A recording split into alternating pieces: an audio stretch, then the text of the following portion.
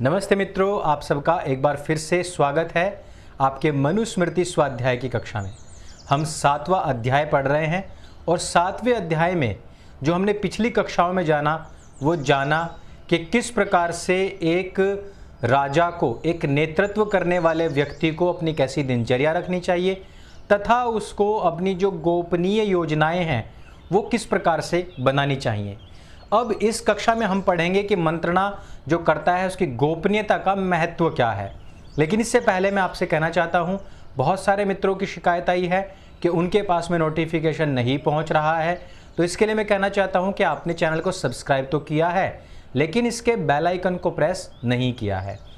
आप इसमें bell icon पर जाइएगा और बेल आइकन पर जैसे ही आप क्लिक करेंगे तो जो सबसे ऊपर की बेल है उसके ऊपर क्लिक कीजिएगा। इससे आपको सारे नोटिफिकेशन तुरंत ही मिल जाया करेंगे। अब हम चर्चा करते हैं कि मनु महाराज अगले श्लोक में क्या कह रहे हैं, फिर जानते हैं उसका मर्म क्या है। मध्यम दिने अर्धरात्रे वा विश्रांतो विगत क्लमः चिन्तयेत् धर्म कामार्थान् सार्थं तैरेकेव वा। मित्रों, इस श्लोक में मनु महाराज कहते हैं कि धर्म, काम, अर्थ संबंधी बातों पर चिंतन करना चाहिए। कहते हैं कि दोपहर के समय अथवा विश्राम करके, थकान आलस्य रहित होकर के स्वस्थ और प्रसन्न शरीर और मन से अर्धरात्रे यानी कि रात के किसी समय काम और अर्थ संबंधी बातों को उन मंत्रियों के साथ मिलकर के अथवा परिस्थितियों विशेष में अकेले ही विचार करें, चिंतन करें। अर्थात जब भी आप कोई ऐसे मंत्रणा का अपने मंत्रियों के साथ में करनी है, ऐसे समय पर ही करें जब आपको थकान ना हो, जब आपको आलस्य ना हो, ऐसे समय पर ही करें। आपको एक बात शायद याद आई होगी कि किम जोंग अपनी एक मीटिंग में था। वो बहुत सनकी है, लेकिन जब उसने देखा कि उस मीटिंग के अंदर खुद उसका जीजा ही आलस्य से जम्हाइयाँ ले रहा था और झपक रहा था अपनी आंखें नींद से, तो उसने उस व्यक्ति को भी तोप के गोले से उड़वा दिया था। यहाँ पर ऐसा तो नहीं कहा गया है कि ऐसा करना चाहिए, लेकिन सतर्कता के विषय में बताया गया है कि जब भी कोई आपने ऐसी मंत्रणा करनी है जो कि देश हित में हो, जो समाज हित में हो, जो राज्य हित में हो, तो ऐसे समय पर ही करें जब आपके अंदर थकान ना हो। भले आप उसको लेट कर लें, भले ही आप आराम करने के बाद कर लें, लेकिन कब करें? जब आप स्वस्थ हों, जब आपका शरीर पूरी तरीके से प्रसन्न हो, जब आपका मन पूरी तरीके से प्रसन्न हो। तो आप जब भी आपको अच्छा लगे तब ही आप मंत्रणा कर लेवें। ऐसे में मनु महाराज जो ये बात कहते हैं ये हमेशा हमेशा के लिए है। यहाँ पर निर्ममता नहीं बल्कि ममता के साथ में बताया गया है कि आप कार्य ही ऐसे करें जिसमें कि आपको 100% रिजल्ट मिले। और जब मन प्रसन्न होता है, थकान से दूर होता है, तब आपके मन में जो चलने वाले विचार हैं वो भी एकदम क्लियर होते हैं, क्लीन होते हैं और उस समय पर लिया गया डिसीजन अधिकतर अच्छे फल प्रदायी ही होते हैं। अगले श्लोक में हम जानते हैं मनु महाराज कह रहे हैं कि धर्म, अर्थ, काम में विरोध को दूर करना चाहिए।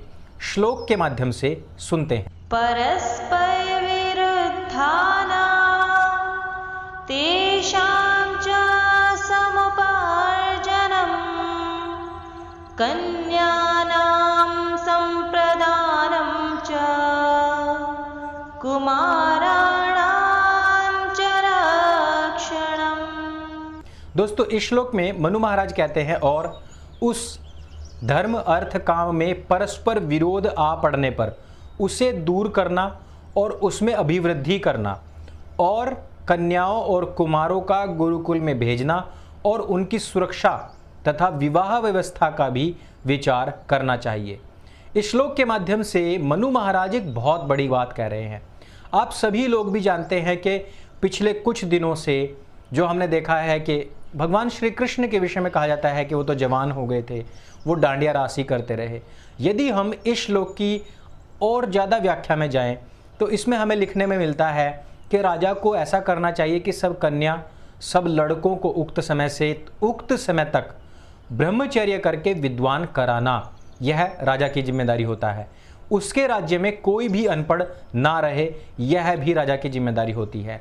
जो कोई इस आज्ञा को ना माने, उसके माता पिता को दंड देना अर्थात राजा की आज्ञा से 8 वर्ष के पश्चात लड़की और लड़का किसी के भी घर में ना रह पावे, किंतु आचार्य कुल में ही रहते हैं, ऐसा निश्चित करे। जब तक कि समावर्तन का समय ना आ जावे तब तक उनका विवाह भी ना करे। यहाँ पर स्पष्ट कहा गया है कि यदि किसी का मैक्सिमम ज़्यादा से ज़्यादा 8 साल तक यदि कोई बच्चा घर पर है तो उसके बाद में उसके माता पिता को सीधे सीधे दंडित करे। अब अगर हम भागवतों को सुनते हैं, इनमें क्या लिखा गया है कि जो श्री कृष्ण महाराज थे वो युवा हो गए थे, जवान हो गए थे, उसके बाद भी वो तो अपने घर में ही रहते थे, गायें चराते रहते थे और डांडिया रास करते रहते थे और गोपियाँ उनसे चिपकी रहती थी। ये कब आया? ये तब आया जब मुसलमानों ने, जो आयातित लोग थे, उन लोगों ने श्री कृष्ण महाराज का चरित्र लिखना शुरू किया। उससे पहले यदि आप महाभारत पढ़ेंगे तो उसमें आपको कहीं भी इन चीज़ों का जिक्र नहीं मिलता है। बाद में सिर्फ दिखाने के लिए क्या कहा जाता है कि सांदीपनी मुनि के गुरुकुल में वो गए और वहाँ पर भी ब्लूटूथ सिस्टम के द्वारा या फिर शेरिट के माध्यम से उनको सारा का सारा ज्ञान सांदीपनी मुनि जी ने दे दिया। यानी कि उनके सिर पर हाथ रखते हैं, ब्लू रेज निकलती हैं, वो नाटक में दिखाते हैं और उसी को हम आजकल हिंदू जो है असली मान लेते हैं कि उनमें वेद दर्शन उपनिषद सब भरते चले गए। यदि आप इन कथावाचकों से पूछेंगे कि ऐसा क्यों हुआ तो कहेंगे क्योंकि वो तो भगवान थे, तो उनको तो सब कुछ जल्दी आ गया। तो आप उनसे पूछिए कि यदि भगवान थे तो भगवान ने ही तो यह वेद उपनिषद दर्शन यह सब ईश्वर का ही तो ज्ञान है, तो यह उनको लेने की आवश्यकता ही क्यों पड़ी? क्योंकि वो तो उनके अंदर पहले से पहले ही था। तो फिर क्या भगवान भी ढोंग भरते हैं? क्या ये करने से उनको कुछ मिला? तो ये आपको कहेंगे कि नहीं नहीं नहीं नहीं, माया करनी थी ना, माया से दिखाना था लोगों को, माया से बताना था लोगों को कि वो भी यहाँ पर आते हैं तो सामान्य व्यक्ति की तरह ही पढ़ना पड़ता है। लेकिन इसमें माया कहाँ है? यह तो सीधे सिस्टम दिखाया गया है कि यहाँ पर भगवान सबसे जल्दी कैच कर रहे हैं सारी चीज़ों को, सारी बातों को। तो ये गलत है। यदि 8 साल से अधिक कोई व्यक्ति अपने घर में रह ही नहीं सकता, तो ऐसे में जब सिस्टम ही नहीं है किसी का जवान होने के बाद गुरुकुल जाने का, आज भी यदि आप गुरुकुलों में भेजेंगे बच्चों को तो वहाँ पर नियम है, अष्टाध्यायी से लेकर के जब हम शुरुआत करते हैं और उससे पहले जब शब्द ज्ञान से हम शुरू करते हैं, वहीं से बालक की आयु निर्धारित हो जाती है। भगवान श्री कृष्ण का स्टार्टिंग में ही गुरुकुल में जाकर के वेदाध्ययन करना, वहाँ से वसु ब्रह्मचर्य और उसके बाद आदित्य ब्रह्मचर्य प्राप्त करने के बाद में प्रद्युम्न जी को पैदा करना, ये सब बातें बहुत लॉजिकल लगती हैं, सामान्य लगती हैं और बहुत अच्छी लगती हैं एक महापुरुष के जीवन में जिस प्रकार से होना चाहिए। लेकिन यदि आप कथावाचकों की बकवासें सुनेंगे तो उसमें कहीं पर वो कहेंगे कि नहीं माया करने के लिए ऐसा किया, कहीं पर कहेंगे नहीं वो तो भगवान थे इसलिए ऐसा कर दिया। यानी कि बहुत डिसबैलेंस किया हुआ है। वहाँ पर सुदामा जी भी थे, तो सुदामा जी भी क्या उसी जवानी में ही गुरुकुल में पहुँचे थे? तो नहीं, इसका उत्तर बिल्कुल भी आपको हाँ में नहीं मिलेगा। लेकिन वहाँ पर अचानक से जवानी में श्री कृष्ण महाराज पहुँच जाते हैं, और यदि श्री कृष्ण महाराज जवानी में पहुँचते हैं और ब्लूटूथ के माध्यम से या शेरिट के माध्यम से सारा ज्ञान हासिल कर लेते हैं, तो कैसी माया रही? सबको तो पता लग गया कि यही तो भगवान है। और जब सबको पता ही लग गया कि यही तो भगवान है, तो ऐसे में सामान्य व्यक्ति की तरह व्यवहार करने का क्या फ़ायदा रहा? और यदि आप कहेंगे कि इस प्रकार से करना जरूरी था, तो गोपियों के साथ में रासलीला करके उन्होंने ऐसा कौन सा ब्रह्म ज्ञान दे दिया जिसकी वजह से भारत आज सोने की चिड़िया नहीं, सोने का शेर बन करके चमक रहा हो, यहाँ से अधर्म का पूरी तरीके से नाश हो गया हो? ऐसा तो नहीं है, बल्कि इसके विपरीत श्री कृष्ण महाराज की जन्मभूमि के ऊपर ही अधार्मिक लोगों ने कब्जा कर करके अपनी मस्जिदें बनाई हुई हैं, अवैध कब्जा किया हुआ है, और यही नहीं बहुत सारे मंदिर भी तोड़ बगाए।